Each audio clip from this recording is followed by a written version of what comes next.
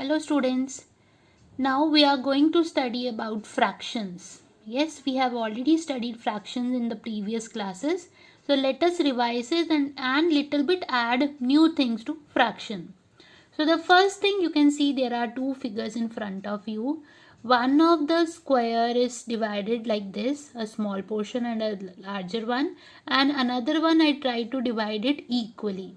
Now the first thing which we have to understand is fraction is only possible when there is a equal division. जब तक unequal division होगा, we will not consider it as the part of fraction. So we need equal division. Second thing, when we are writing fraction, we write numbers in such a way that one is our numerator, another one is a denominator, and we write it in a such a way that numerator should come first and then the denominator. Most of time we have done it by shading or coloring. So suppose in this given figure, if I shade this part, I can say how many parts are shaded? Only one part. Denominator means, please remember, it is total number of parts. Don't forget and don't say whatever is left. No, it will be wrong. Denominator means total number of parts. Means you divided this figure into two equal halves, and out of that two equal we have shaded one part. The next thing is, instead of giving that figure, if I have given you a number, how to find out 1 by 2 of 6. Now instead of 1 by 2, if I would have said this is half of 6, maybe many of students will directly give me answer, ma'am, the answer will be 3 here. But how to solve such a question is very important. Now the whole number what is given to you is being divided by your denominator. We have to simply divide it and we'll find out the answer 3. Please try to understand, instead of drawing it, like if I have to explain this question in a form of figure, I'm just trying to make it equal. Okay. Out of these 6 parts, if I have to find out 1 by 2 of 6, it means first I am going to divide the complete figure into 2 equal halves, and then I'll find out how many parts are there in one half. So I divided this group and this group separately. So 2 equal halves, and you can see 1, 2 and 3, and here is your answer. Like this, there can be a question where you have to find out 1/3 of a number. Again, the simple thing, take the number, divide it with the denominator, you will get your answer. Instead of 1/3, I can take 1/7 of any number also. What we have to do is take the number, divide it with the denominator, you will get your answers easily. Hope it's clear. After this, we are having the next topic that is called as equivalent fractions.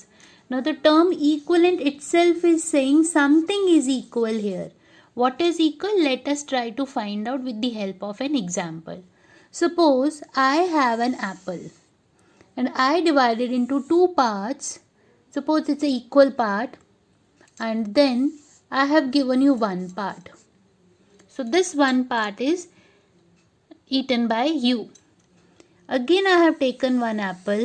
I divided into two parts, and again I divided. It means total I divided into 4 parts, and I have given 2 pieces to your friend. Now this is A, who is getting only 1 piece. This is B, who is getting 2 pieces. Again I took one more apple. I divided into 8 equal parts, and I have given 4 parts to a third student. Now C1 received 4 parts. Now if you see, this student will be very happy because he get 4 parts. He received 4 parts. He say okay, कोई बात नहीं, इससे तो कम, इससे तो ज़्यादा ही है. I received 2 parts. And he was very upset. He said, अरे मुझे तो सिर्फ एक ही piece मिला. But actually when you see the shaded part, you will able to understand 3 of them have received the equal portion only. What happened over here is when you divide a fraction, when you divide a number into more number of pieces, then the portion is decreasing. Can you see? This portion has decreased to this much, and then it is decreased to this much. Just compare the each part. Now if I have to write it in fraction, I'll say 1 by 2, then 2 by 4, and then 4 by 8. And in 3 of the figures, 3 fractions are equal to each other because they are representing the same portion.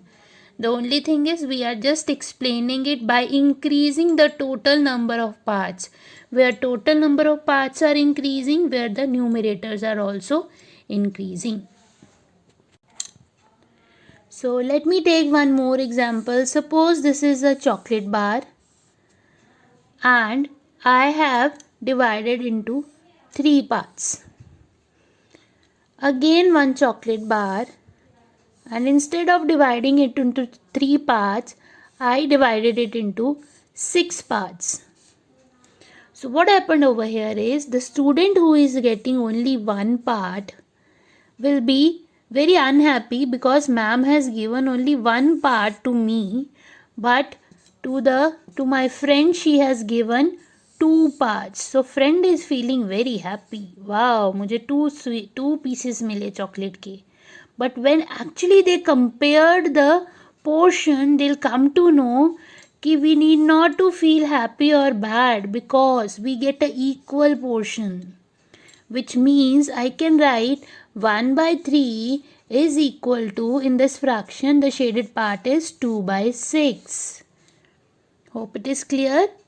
So the equivalent fraction means where the values, though the numbers do not resemble each other, but they actually represent the same portion of a figure. Now the question says how to write down the equivalent fractions of a given fraction.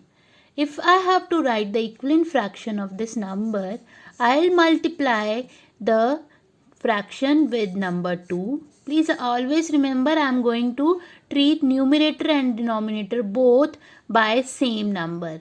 In the next case I'll multiply it by 3, and in the next case I'll multiply it by 4. You can write to n number of steps how many fractions you want to write.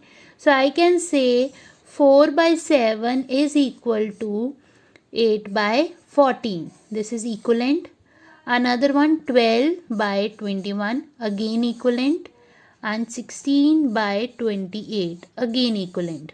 So in simple language I can say 4 by 7 is equal to 8 by 14, which is equal to 12 by 21, which is equal to 16 by 28.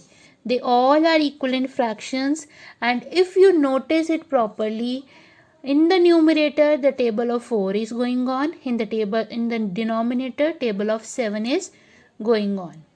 So hope it will be easy for you to find out the equivalent fractions. Just multiply numerator and denominator with same number. Same number, always same number. Now the next question says how we'll find out whether the two given numbers are equivalent or not. Now I have written two numbers 20 and 35. 20 comes in 4's table, 35 comes in 7's table. Is that only sufficient for us to find out whether they are equivalent or not? So the answer is by the method of cross multiplication we'll find out. It means if I multiply 4 and 35, and on the other hand if I multiply 20 by 7, if I get the same answer, the both fractions are equivalent. Let's find out. It is 0 and 14 here. Over here 4 5 is 20, 2 carried, 12 plus 2 14. So here both the numbers 140 and 140. So it means given fraction 4 by 7 is equal to 20 by 35. It means they both are equivalent fractions. Hope it's clear. Now sometimes they ask you questions where where some of the numbers are missing. Suppose I give you this question where you have to find out what should be here to make both the given fractions equal. So we just have to understand if the number is increasing, it is being multiplied. With which number we have to find out. And the same number will be multiplied to the denominator also. So 2 will become 10 when it is multiplied by 5. So same 5 I'm going to multiply with my denominator, and your answer in the blank will be 25. Hope it's clear. But now it's not compulsory that always it is increasing. Sometime it decreases also. Let's see an example.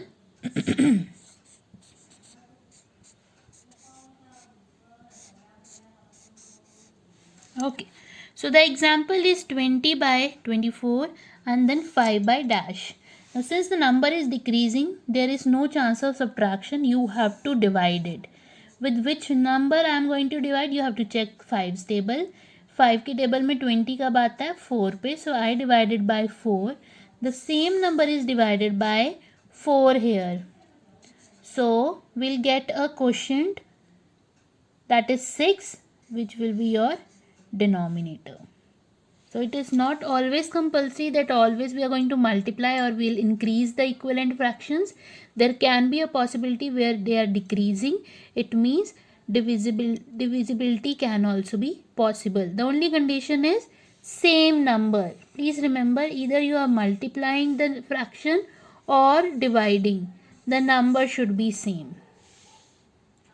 The next thing which we are going to understand is the lowest term. Since we have already studied equivalent fraction, it will be easy for us. Now if you remember the previous example, it was 1 by 2 which is equal to 2 by 4, and again it is equal to 4 by 8. It means how we can come to know that 4 by 8 can be converted back into 1 by 2 is the method to find out the lowest term. Means ऐसा एक fraction जिसको और छोटा नहीं किया जा सकता. So in that case what we have to do is, suppose I am having two numbers here. 10 by 12 is a fraction. I have to convert it into lowest term. मुझे देखना है किसका इक्विवेलेंट फ्रैक्शन था ताकि value change ना हो. They remain equivalent only but the number should be the lowest one. So I just see ये दोनों नंबर्स किसके टेबल में आते हैं. If the number 10 and 12 is coming in a common table, yes, of course we understood it is divisible by 2 because they both come in 2's table. I can get answer 5 by 6. Now the next question is there any possibility where 5 by 6, 5 and 6 are coming in any common table? So the answer will be no. 5 is a prime number. It doesn't come in any other table. 6 does not come along with 5 in its table. So I can say the lowest term of 10 by 12 is 5 by 6. I just converted into the lowest term. If they have given you a number like 7 by 27 and they are asking you to find out its lowest term, you have to just see 7 is a prime number. We have already studied in the previous chapter. And now I have to just check whether 27 is coming in 7's table. The answer is no. So it means the given number itself is the lowest term. I cannot divide it further into any lowest fraction. And the last topic for today is about the types of fraction. We have 5 maximum types. We'll start from the easiest one. First is like and unlike fractions. We will explain it by comparing them. When you say like, it means वो दोनों एक दूसरे के जैसे हैं. Where denominator is same. I'm talking about only denominator. It means I'm having a number 4 by 5 and 3 by 5. Where denominator is same, you will say they are like fractions. So what happened over here in the unlike fraction is denominator is not same. I simply said denominator is not same. We are not worried about the numerators. It can be same or cannot be, hardly matters, but the denominator is not same. So they will be unlike. Next is when we talk about proper and improper. Again, we are just comparing them. So the fourth one is improper. As the name suggests, proper means कुछ तो proper होगा. Proper ये है कि numerator is smaller than denominator. जैसे मैं आपको ये बोलूँ कि एक 3 years के बच्चे को एक 7 year का बच्चा आराम से उठा सकता है. A smaller numerator and a greater denominator. Something improper means कुछ अटपटा सा, ऐसा नहीं है it's not possible, but वो बस improper है, where the denominator is smaller than the numerator. So it will be smaller. Here it will be numerator is smaller. So denominator जब छोटा होगा तो क्या होगा, numerator 7 years का और एक 3 years का बच्चा उसे उठा रहा है. Now this is something which is improper here, where denominator जो है वो छोटा है, numerator बड़ा है. Proper में numerator छोटा है, denominator बड़ा है. And the last is when you talk about the mixed fraction. Mixed fraction क्या होता है? When you can able to convert an improper fraction into mixed. Now if logically I'll say, इस case में क्या था, I can have 7 parts. Suppose 1, 2, 3, 4, 5, 6 and 7. 7 parts में से मैं 3 parts को color कर लूँ. That was my fraction. But in this case you will say, ma'am 3 parts में से 7 parts कैसे fraction color हो सकते हैं? That is called as mixed fraction, which is having a direct relation with improper. जो 7/3 है उसको मैं कैसे दिखा सकती हूँ? I can show you a figure जिसके 3 parts हों. इसमें तो सिर्फ 3 हैं. Again I'll go with one more figure जिसमें 3 हैं, तो टोटल कितने हो गए? 6. Again I'll go with one more figure जहाँ पे 9 हो गए. So I'll say 3 में से मुझे 7 करने थे ना. So 1, 2, 3, 4, 5, 6 and 1, 7. It means 2 whole. 2 तो completely colored हैं. 2 whole and this is 1/3. This is the method where we are going to convert mixed fraction into improper and improper into mixed one. That's all for the day. Thank you.